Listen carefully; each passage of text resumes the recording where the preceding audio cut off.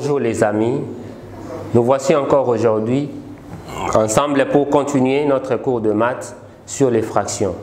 Alors, comme j'ai dit précédemment, qu'une fraction est un rapport de A sur B, ou encore une fraction est les quotients de naturel. Alors, on continue avec la simplification des fractions, d'où simplifier, ok, une fraction revient à trouver une fraction équivalente à la première, ayant, ok, cette fois-ci de termes plus petits.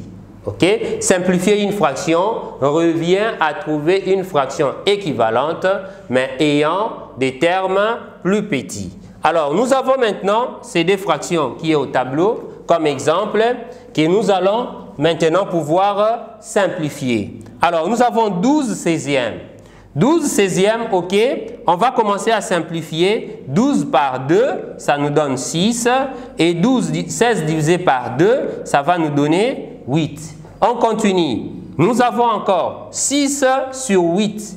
Ok, ou 6 huitièmes, on va simplifier par 2, on va trouver 3, et par 2, on trouve 4.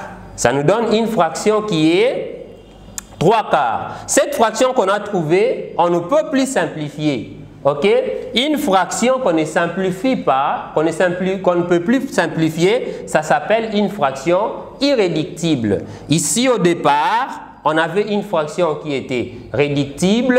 Maintenant, à la fin, nous avons une fraction qui est irréductible. Ok? Alors, cette fraction irréductible est équivalente à la première. Nous entrons au deuxième fraction. Le deuxième fraction, nous avons 6 huitièmes.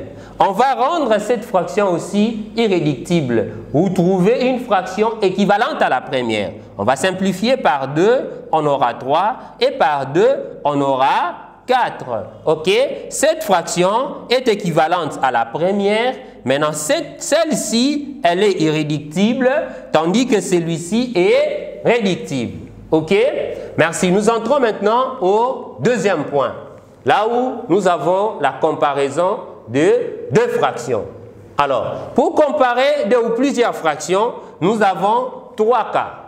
3 cas pour comparer les fractions. Alors, la première, ou le premier cas, les fractions ont un même dénominateur. Ainsi, pour comparer ces deux fractions, on dit ceci: le plus grand est celui qui a le plus petit dénominateur.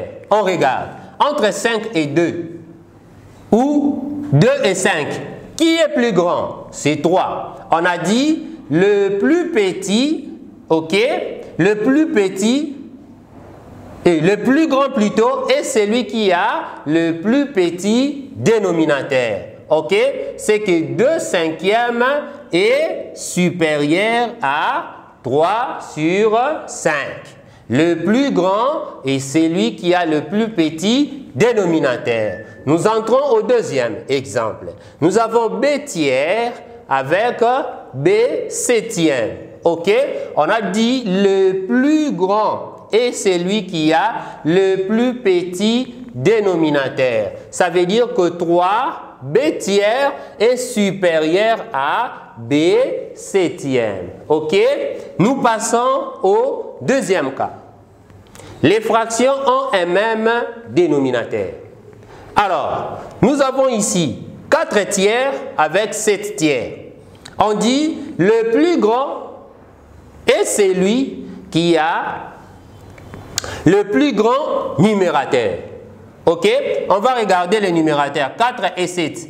Qui est plus grand? C'est 7. Alors, 4 tiers est inférieur à 7 tiers. Et nous passons au deuxième. On a dit le plus grand est celui qui a le plus grand numérateur. Donc, 21 quarts est supérieur à 13 quarts. Donc, on va écrire 21 quarts est supérieur à 13 quarts. Nous passons au troisième cas. Les fractions, ok, sont quelconques.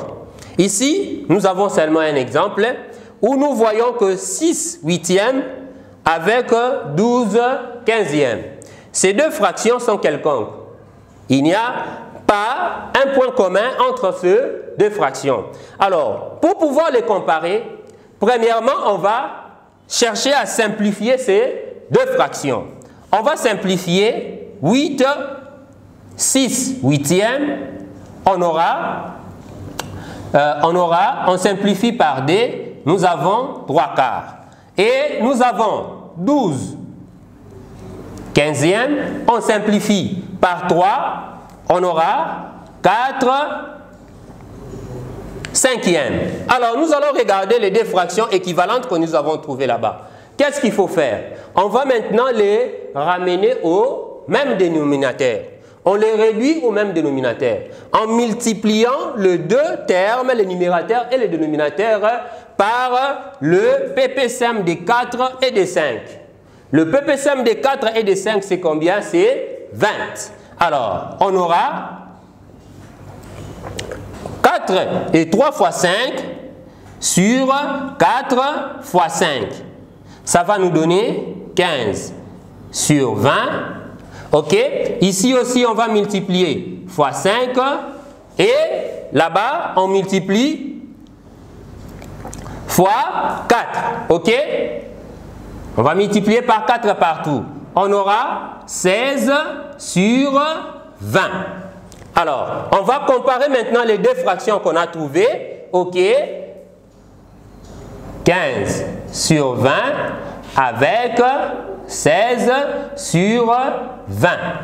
Alors, ici, nous avons les dénominateurs communs. OK? On a dit le plus grand, OK? Et c'est lui qui a aussi le plus grand numérateur.